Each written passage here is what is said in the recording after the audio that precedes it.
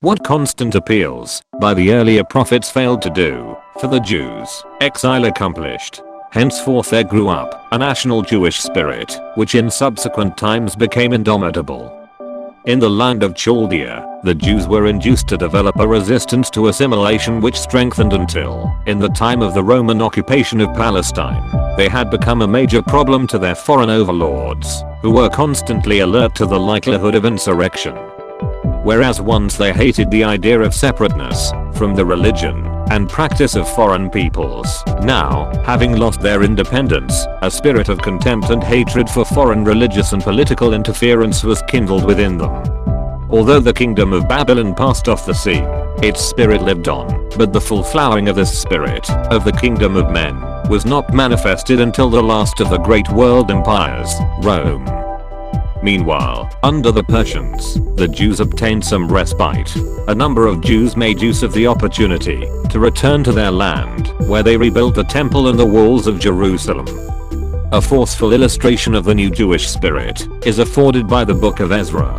The Jews had begun to rebuild their temple when they were approached by the Samaritans in the land with an offer of assistance. Since the Assyrian captivity, this group of foreigners had occupied the land, practicing a religion that was an amalgam of Gentile and Jewish ideas. Then they drew near to Zerubbabel and to the heads of fathers' houses, and said unto them, Let us build with you, for we seek your God, as ye do, and we do sacrifice unto him. Since the days of Esarhaddon, king of Assyria, which brought us up hither. The Jews were not flattered by this approach, which to them represented a corruption of the true faith. They rebuffed the offer accordingly. But Zerubbabel, and Jeshua, and the rest of the heads of fathers' houses of Israel, said unto them, Ye have nothing to do with us, to build an house unto our God, but we ourselves together will build unto the Lord, the God of Israel, as King Cyrus the king of Persia hath commanded us. And once again the old Gentile resentment of Jewish separateness was stirred up, and again the persecution commenced. Then the people of the land weakened the hands of the people of Judah, and troubled them in building, and hired counselors against them, to frustrate their purpose. All the days of Cyrus king of Persia, even until the reign of Darius king of Persia, the Jews were falsely accused of treacherous intentions against the Persian government, which initially believed the charges. Eventually, however, a search of government records confirmed that the Jewish rebuilding program had royal assent, and the task was completed with Persian financial and material assistance, to the mortification of the Samaritans. Nevertheless, by subsequent infiltration, the Samaritan undermining of the Jewish settlement continued into the time of Nehemiah, a Jew of determination and strong faith in the scriptures. He inspired a dejected and frightened community to rebuild the walls of Jerusalem and repudiate Samaritan intrusion into the fabric of Jewish life. But this Samaritan hostility towards the budding Jewish state was only the beginning. Much worse was to come. In this same era there arose, from the Persian capital itself, a call for the extermination of the Jews. As recorded in the book of Esther, the hatred of a court official named Haman towards a Jew, Mordecai, whom he regarded as a personal enemy, found expression in the plan to massacre all Jews and expropriate their goods. The faith of Mordecai and of Esther, his orphaned niece, was used by God to turn the tables on the anti-Semites in the empire. The respect afforded the Jews in the period that followed facilitated the rebuilding of the state of Judah. The Persian Empire was superseded by that of the Greeks under Alexander the Great. When he died in 323 BC, the empire was divided between the generals of his army. This event is described in the opening scenes of Daniel's 11th chapter. His kingdom shall be broken, and shall be divided toward the four winds of heaven, but not to his posterity. Daniel goes on to show that out of the Greek Empire would arise two powerful and dominant protagonists, styled the King of the South, predictive of the Ptolemaic kingdom in Egypt, and the King of the North, answering to the subsequently expanded Seleucid Empire comprising Babylonia, Assyria, Syria and southern Asia Minor. These two mutual enemies, overshadowing the tiny Israelish state which lay sandwiched in between, are, on that account, the subject of much detail in this 11th chapter of the book of Daniel. Their impact upon the glorious land in the frequent wars between them was to add to Israel's burden. Under Ptolemy I of Egypt, the new city of Alexandria was forcibly settled with Jewish captives from Judah. Old men and children were forced into slavery. Under Ptolemy II Philadelphus, some relief from persecution was obtained, and the Jews were granted religious freedom. But by then the doctrine of separateness was deeply ingrained. The culture of the Greeks, in all its attractive sophistication, was unable to erase the tenacity of the Jews for their religion. Life was harder under the Seleucid Greeks of the northern division of the empire. The Seleucids would not allow the Jews to practice their own religion, and initiated a program of Hellenization. Antiochus IV Epiphanes introduced pagan customs into Jerusalem, while some among the upper classes were willing to cooperate with him, though the bulk of the people groaned under his oppression. As predicted in Daniel 11, and such as wickedly break the covenant shall he cause to sin by flattery, but the people that do know their God shall prevail and prosper. In order to finance his military campaign against Egypt, Antiochus plundered the sacred Jewish temple.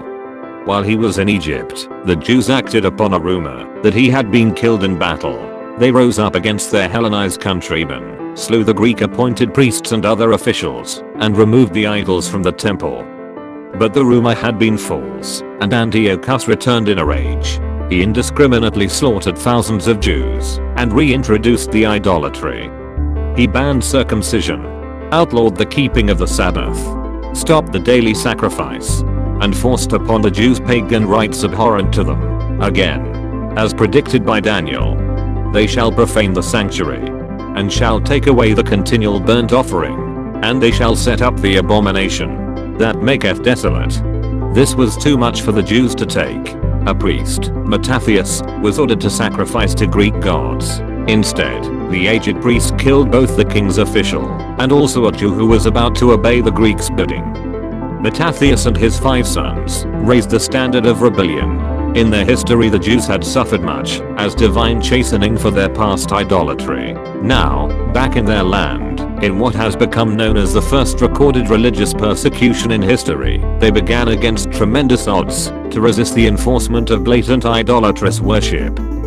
In this fact we witness an amazing reversal, which had taken place in the life of the nation. It illustrates the positive effect which the Babylonian exile had had on Jewish values. So far as gross idolatry was concerned, it had been forever exorcised from the nation. Thenceforth, whether with the godly jealousy of true Abrahamic disposition, or the zeal of patriotism, Jewry was to be distinguished by a fervent adherence to the Mosaic axiom, "Hear, O Israel, the Lord our God, the Lord is one." The rebellion began in Modin, a village at the foot of the Judean mountains, northwest of Jerusalem. When the king's envoys arrived for the purpose of enforcing pagan laws, they were met with defiance.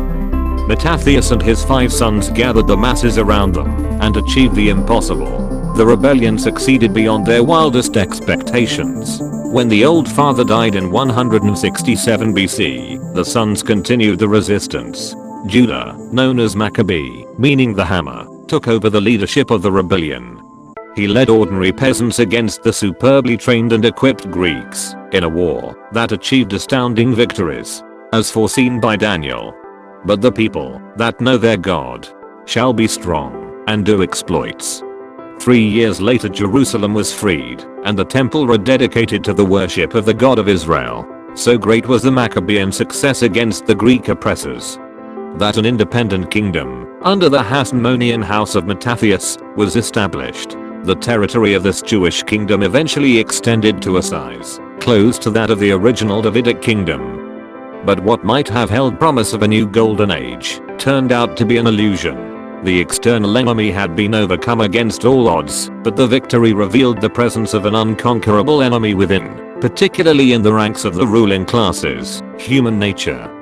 Daniel had predicted, "But many shall join themselves unto them with flatteries, and some of them that be wise shall fall, to refine them, and to purity, and to make them white." By degrees the nation's unity fell apart, internal strife destroying early Maccabean gains, rivalry between parties along the lines of Pharisee and Sadducee political divisions, resulted in civil war and the issuing of invitations to foreign power to intervene on behalf of the warring factions. A major element in the strife was the revival of the age-old issue, fellowship with the Gentile nations. The Sadducee class favored Hellenization, or integration with Greek culture. The Pharisees opposed this as the corruption of Jewish anti-idolatrous values. The final outcome was the intervention of the fourth beast empire of Daniel's vision, described as terrible and powerful and strong exceedingly, which, having absorbed the Greek third beast territories, was destined to devour the people of God. The Hasmonean kingdom ended ignominiously when it fell to Pompey in 63 BC. In due course, Herod the Great, an Idumean and bestial tyrant, was made king of the Jews, and once again the Jewish people labored under the yoke of foreign domination. The ordinary people were greatly oppressed by the trials of the times. Where were these things to lead?